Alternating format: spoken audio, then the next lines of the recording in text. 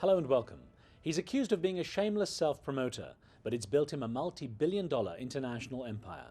Not one to accept no for an answer, this adventurous entrepreneur took the headlines once again in September 2006 when he pledged to donate more than $3 billion to fight global warming. This week on One-on-One, meet Richard Branson.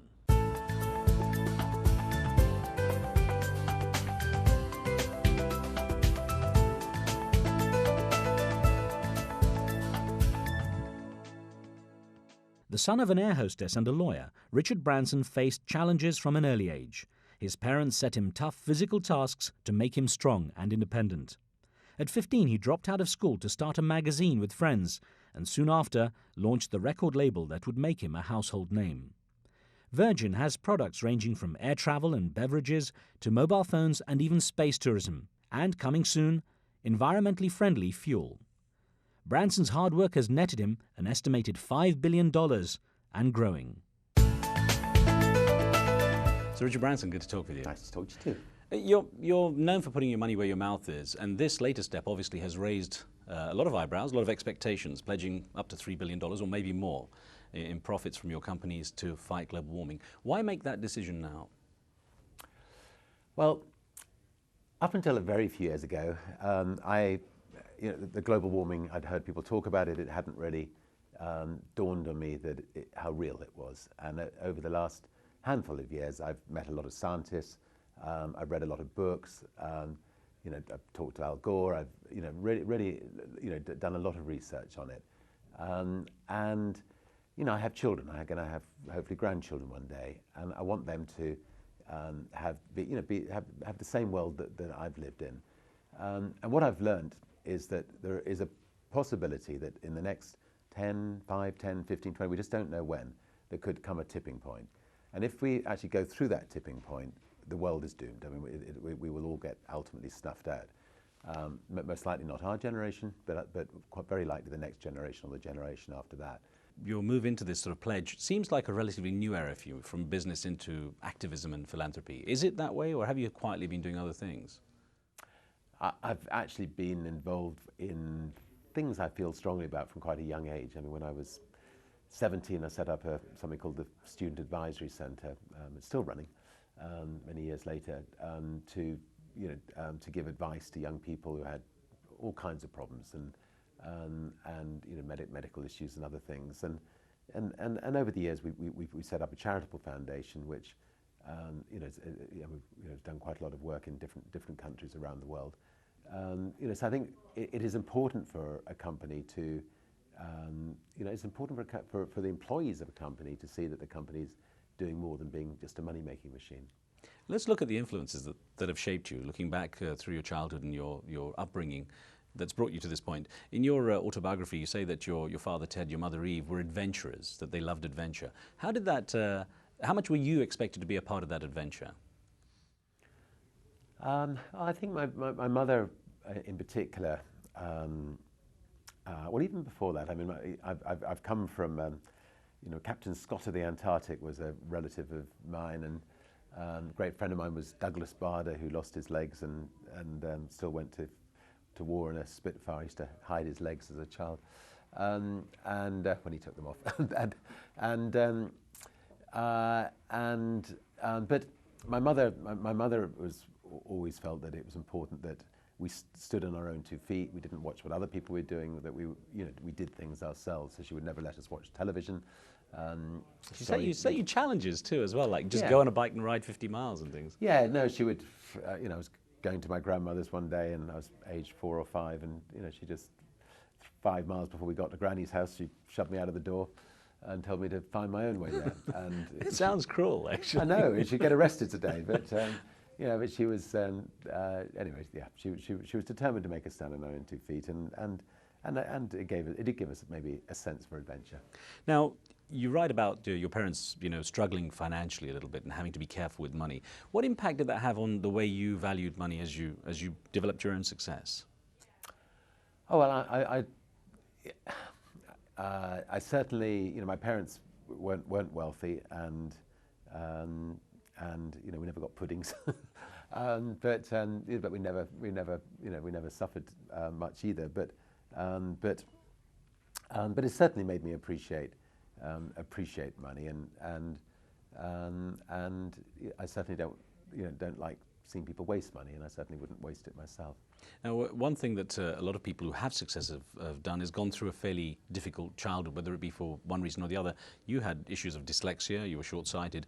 How did that affect the way both the teachers in an environment like a boarding school and also your fellow pupils treated you? Well, dyslexia is a problem, particularly if you're at school, because you look at an exam paper and you won't fill in any of the answers sometimes, depending on how bad your dyslexia is. And of course, at that time, teachers really didn't have any understanding. They had no idea what dyslexia was, and we just assumed to be stupid and put at the back of the class. But the good thing about dyslexia is it makes you want to cut through things and work out what you are good at, and so I turned my attention not to schoolwork but to starting the magazine and doing I'm quite good with people and quite inquisitive, and love getting out and interviewing people and finding out about life in that way. Well, the entrepreneurship was in your blood even before you launched Student Magazine, because you tried a venture with Christmas trees, you tried a venture with budgerigars, raising small birds. Were you discouraged when those failed miserably? Well, yeah, I mean, at weekends when I came home from school, I thought I would try to increase my pocket money. So I heard that budgerigars bred profusely, and I think the rats got in and ate them all. And then I heard that if you bought 1,000 Christmas trees at this height and they grew to 6 feet, that you could turn £5 into £1,000. But the rabbits got in and ate all those. So not too disheartened. The investment I put in it was. Anyway, I made up for it. I think I shot all the rabbits and sold the rabbits instead. Give me, you've told this story obviously a number of times, but give me just in a nutshell how Virgin started and the way you came up with the name as well, because a lot of people misunderstand it. Well, I was sitting around, I was 16 years old and trying to come up with a name for a music company, and there were a bunch of girls, and we were, I think we got down to slip disc records and Virgin as the sort of two final candidates. And in those days you had the old black vinyl records, and if they had a scratch they would slip, so hence the slip disc records. And slip disc airlines may not have been quite such a good idea. They had a question of seating for sure. and then so one of the girls said, well, we're all Virgins, laughingly or jokingly, and so we decided to go for Virgin. And I think the good thing about Virgin was we were Virgin in business. I think I might have still just about been a virgin myself, and all the businesses that we've started, I mean, ever since then, we started them from scratch. So we literally were Virgin in the businesses, and I think the name has a freshness. And it works globally, and it was a very lucky brand to have actually stumbled across. What is it you think about your character that allows you to spot business opportunities? What is it that's made you so good at seeing where you can take business? Well, I haven't ever sat back and thought, how can I make a lot of money? What business project can I think up? It's been much more. I've just been living life to its full, and I've come across situations where I'm frustrated by the way other people treat me, and think, I could do it better than this. So when we moved from, well, if we start with the record company originally, I found this piece of music from a 15-year-old musician. I thought it was absolutely brilliant. I contacted 6 record companies. They all refused to put it out. So I thought, I better start a record company around this piece of music and try to make sure that people hear it. And it was very successful. It was Tubular Bells by Mike Oldfield. When we started the airline a number of years later, I'd had record companies all over the world. I flew a lot on other people's airlines. I hated the experience. If you're lucky, you got a bit of chicken dumped in your lap, and there was no entertainment, and the crews obviously didn't enjoy what they were doing, and they never smiled. So I thought, let's see if we can find anyone selling a second-hand 747 and see if we can start an airline. When you had to sell the Virgin label in 1992 to EMI to keep Virgin Airlines afloat, to sell the record label for that, I mean, the reports where you cried, you were really upset about it. Was it? I mean, basically, it was the baby that started your operation. So. Yes, I mean, if you run your company properly, you should be very close with your people, and the idea of selling them, it's like selling your family. So it was a painful process, but British Airways had determinedly tried to put Virgin Atlantic out of business. They'd launched what's become famous as the Dirty Tricks campaign. They put a lot of financial pressure on us, and I realized I had to sell something if the airline was to survive. And so we just signed the Rolling Stones, we just signed Janet Jackson.